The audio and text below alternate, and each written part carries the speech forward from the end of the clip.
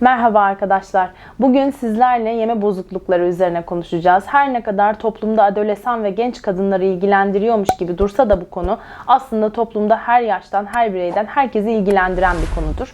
Biz yeme bozukluklarını 4 ana sınıfa ayırıyoruz. Anoreksiya nervoza, bulimia nervoza, adlandırılamayan yani sınıflandırılamayan yeme bozukluğu, aynı zamanda da tıkınırcasına yeme bozukluğu olarak. Fakat en sık görülen ilk iki başlığı ele alarak gitmek istiyorum. Çünkü anoreksiya nervoza ile bulimia nervoza ciddi anlamda sık görülen iki tane yeme bozukluğudur. Toplumda erkeklerde daha az görülmektedir, kadınlarda daha fazla görülmektedir. Sıklıkla bunun sebeplerini soruyorsunuz. Neden oluyor, niçin oluyor gibi. Özgün bir sebebi yoktur. Yani kesinlikle şudur sebep diyebileceğimiz bir durum söz konusu değil. Fakat düşük benlik saygısı, bedeni farklı algılama, aile içi ilişkiler, depresyon, en önemlisi diyebileceğimiz şey aslında da obsesyon. Çünkü kişinin en fazla takıntı haline getirmiş olduğu şey beden algısıdır. Sürekli olarak bedeniyle meşgul olur ki toplumumuzda şu anda sosyal medya kullanan bir toplumu, çok yani fazlasıyla sosyal medya kullanan bir toplum olduğumuz için güzellik algısı, işte kadın zayıf olmalıdır algısı var, erkek kaslı olmalıdır algısı var ve bir yerde bunlar aslında ciddi bir şekilde tetikleyici sebepler. Özellikle yeme bozukluğu yaşayan insanlar için çok ciddi tetikleyici sebepler. Anoreksiya ile başlayalım istiyorum. Anoreksiya nervoza yemek yemek, fakat yemek yedikten sonra yediği yemekten fazlasıyla rahatsızlık duymak ve sürekli olarak kilolu olduğunu düşünmek. Yani ne kadar zayıflarsa zayıflasın kişi, aynaya baktığında her daim kendisini kilolu olarak görmektedir. Bu durumda da yavaş yavaş değil ama hızlı bir şekilde yemek yemeyi kesmeye yönelik bir takım davranışlarda bulunur. Yani bugün yemek yedi, işte bir saat sonra tekrar diyelim ki yemek yedi. Acıktıkça yemek yiyen fakat yedikten sonra pişmanlık duyulup hayır aslında kilo aldım, bu yemeği yememem lazım deyip yemek yeme eylemini kesmeye yönelik bir takım eylemlerde bulunur kişi. Bunları yaparken de en çok sık rastladığımız tabii ki yediğini kusma. Bulimia nervozada da buna çok sık rastlıyoruz. Yediğini kusup tekrar çıkartma, yemeğin fazla geldiğini düşündüğü için bir sonraki öğünde kendini cezalandırma ve yemek yemeyi kesme. Anoreksiyadaki durum bulimiyadan şöyle farklıdır.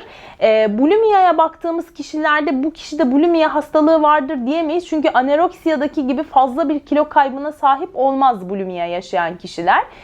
Anoreksiyada kilo kaybı hastaneye yatılacak dereceye gelir kişi. Yani vücudun sıvı elektrolitleri, işte kanındaki bazı maddelerdeki durumda oynamalar, vücuttaki aşırı sıvı kaybı, kabızlık, diş minelerinin çatlaması, sürekli ve her daim yaşanan halsizlik ve işlevselliğin tamamen bozulması, anoreksiya çok ciddi bir hastalıktır arkadaşlar. Fakat şöyle bir durum söz konusu. Kişi anoreksiya yaşarken her seferinde kilolu olduğunu düşündüğü için ve düşük bir benlik saygısına sahip olduğu için, yani sürekli kendini eleştiren, sürekli kilolusun, sürekli çirkinsin ve onlar için en önemli şey budur. Yani öyle bir takıntı haline gelmiştir ki artık yemek yemek, bu iki hastalığı yaşayan bireyler için de söylüyorum. Oldukça zor, can sıkıcı, fakat her seferinde bir sonraki aşamada ne olacağını tahmin etmedikleri için şöyle bir algıyla ilerliyorlar. Zayıflayacağım, sürekli zayıf kalacağım. Çünkü kilo almak çok büyük bir problem onlar için ve çok korkutucu bir şey kilo almak. Yani vücudun kontrolünü kaybedeceğine dair olan bir öngörü var orada. Tabii ki ben her zaman şunu söylüyorum. İçerideki karmaşanın dışa vurumudur bu. Yani içerideki o karışıklığın dışa vurumu, fiziksel olarak dışa vurumudur aslında anoreksiyada, bulimiyada, her ikisi de. Burada tabii ki tedavi sistemi olarak bakacaksak eğer, tedavi sistemi sadece bir terapiste gitmek ya da sadece bir davranışçı terapiyle düzeltilebilecek değil. Bu da aynı zamanda bir ekip işidir. Bulimia için de söylüyorum, anoreksiya için de söylüyorum. Genel olarak yeme bozuklukları için söylüyorum. Anoreksiyanın genel görünümü, genel tablosu budur arkadaşlar. Bulimia'ya geçiyorum. Bulimia nervozada da şöyle bir durum söz konusu. Kişi yemeğini yer, fazla da yer. Oldukça da fazla yer. Doymuş olduğu halde yer.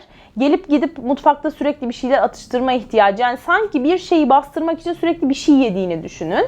Sonrasında bir takım müsil ilaçlarıyla, lağman yapılarak, kendi kendine alınan ödem attırıcı ilaçlarla vücudun ödemi atılsın, vücuttaki şişlik insin ve genel olarak rastladığımız en önemli şeylerden bir tanesi kendini kusturma tekniği. Yani parmağıyla kendi yediğini dışarıya çıkartma, yedikten sonra hafifleme ve yediğini çıkarttıktan sonra o yiyeceğin ona hiçbir şekilde kilo yapmayacağı algısıyla hareket etme var bulimiyada.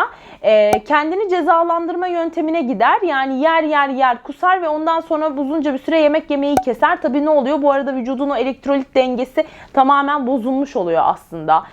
Vücudun sıvı kaybını düşündüğümüz zaman, kan basıncını düşündüğümüz zaman, tansiyon ayarını düşündüğümüz zaman hemen hemen hepsi birbirine girmiş oluyor.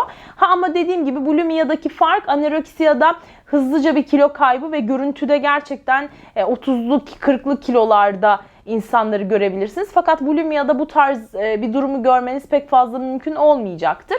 Tek farkı budur. Ama her iki yeme bozukluğunda da aslında aynı yöntemler kullanılır. Yani içilen ilaçlardan tutun, işte parmak tekniğiyle kendini kusturmaktan tutun, kendini cezalandırmaya kadar. Bulimiyada da sistem aynı şekilde ilerliyor aslında. Farkı yokmuş gibi duruyor ama aslına bakarsanız ikisi arasında tabii çok büyük farklar da mevcut. Burada da yine dediğim gibi içsel bir durumun dışa vurumu söz konusu. Genelde biz tedaviye şu yöntemlerle başlıyoruz. Öncelikle bir fiziksel muayeneden ve ciddi bir fiziksel muayeneden geçmiş olmaları gerekiyor. Çünkü kullanmış oldukları müsil ilaçları bağırsakta ciddi tahrişlere yol açmış oluyor. İdrar söktürücüler böbrek anlamında ciddi tahribata yol açmış olabiliyor. Vücudun sıvı kayıpları, vücudun diş mineleri, diş kasları, çene kasları, bütün bunların tek tek tane tane tam kan sayımlarıyla birlikte gözden geçirilmesi, çok ciddi bir fiziki muayeneden kişinin geçmesi gerekiyor. Bu fiziki muayenelerden sonra psikiyatristle birlikte önce doğal bir kilo artımı yöntemiyle, yani bir besin nasıl iyi besin alınabilir, bir beslenme programıyla aslında hastanede yatış gerekiyorsa anoreksiya için hastanede yatış esnasında hem psikiyatrik ilaçlara devam edilerek, çünkü orada ciddi bir obsesyon da söz konusu. Yani bir beden algısı var, düşük bir benlik saygısı var ve sürekli tek bir noktaya odaklı bir şekilde sadece kilo, sadece yemek üzerinden ilerleyen bir durum söz konusu. Aile içi bir problem varsa, çünkü içeride yaşanılan bir problemin dışa vurumu olduğu için öncelikle içeriği çözmüş olmanız gerekiyor. Tabii içeriye gidecek olan yol da dışarıdan geçiyor. Çünkü fiziken önce kişiyi iyileştirmeniz, ayağa kaldırmanız gerekiyor ki psikopatolojik olarak geri kalan diğer sistemlere de bakabilirsiniz. Yani en azından içeride ne olduğunu o şekilde daha kolay anlayabiliriz ve kişi kendini çok daha net ve rahat ifade edebilir. Hastaneye yatışlarda da bu tarz uygulamalar söz konusu. Dediğim gibi işte orada beslenme programları, damar yoluyla alınan ilaçlar ve besinler, kişinin ayağa kaldırılması, sonrasında psikiyatrik ilaçlarla beraber bir bilişsel davranışçı terapiyle, bir takım davranışçı ekollerle birlikte kişinin bu hastalığa neden yakalandığının sebepleri, yemek yemeye karşı vermiş olduğu, yani yüklemiş olduğu anlam, yemek yemek onun için ne demek? Yemeği çıkartıp kurtulmak onun için ne demek? Bütün bunlarla kişiyi yüzleştirmeye gidiliyor.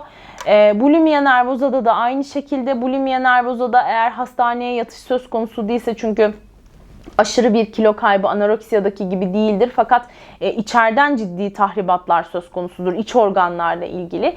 Kişiyi iyileştirme aşamasında iç organlarıyla alakalı ayaktan da takip edilebilir, yataklı da takip edilebilir.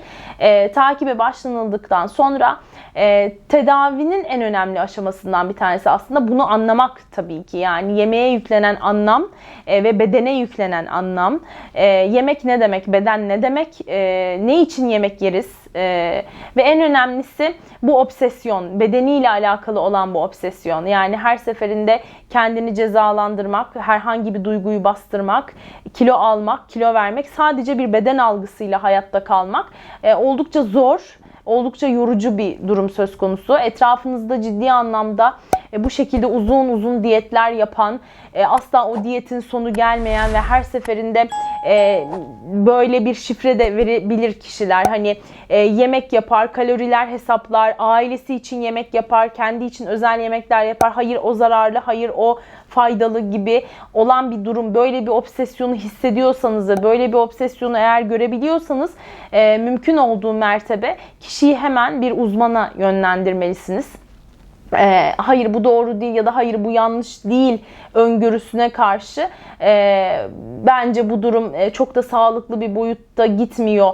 En iyisi biz bir uzmandan yardım alalım deseniz ciddi anlamda çok daha iyi olur. Çünkü bu tarz vakalarda en azından birkaç tane belirti gösterebilir. Dışarıdan baktığınızda bir şekilde sizler de, yanındaki insanlar, çevresindeki, ailesindeki insanlar bir şekilde anlayabilir. Kalori hesaplamasından, çok yorucu ve çok uzun sporlar yapmasından, işlevselliğinin bozulmasından, gününün 4 saatini, 6 saatini, 10 saatini sporla geçirmesinden, yemek yedikten sonra hemen anında onun kilo yapıp yapmadığını kontrol etmek için aynanın karşısına geçmesinden, kendine yemek pişirmek istemesinden ve çevresindeki insanlara yemek pişirip kaloriyi kendisinin en doğru hesaplayacağını söylemesinden, bu takım şeylerden yola çıkarak arkadaşlar etrafınızda yeme bozukluğu olan vakalara yardımcı olabilirsiniz.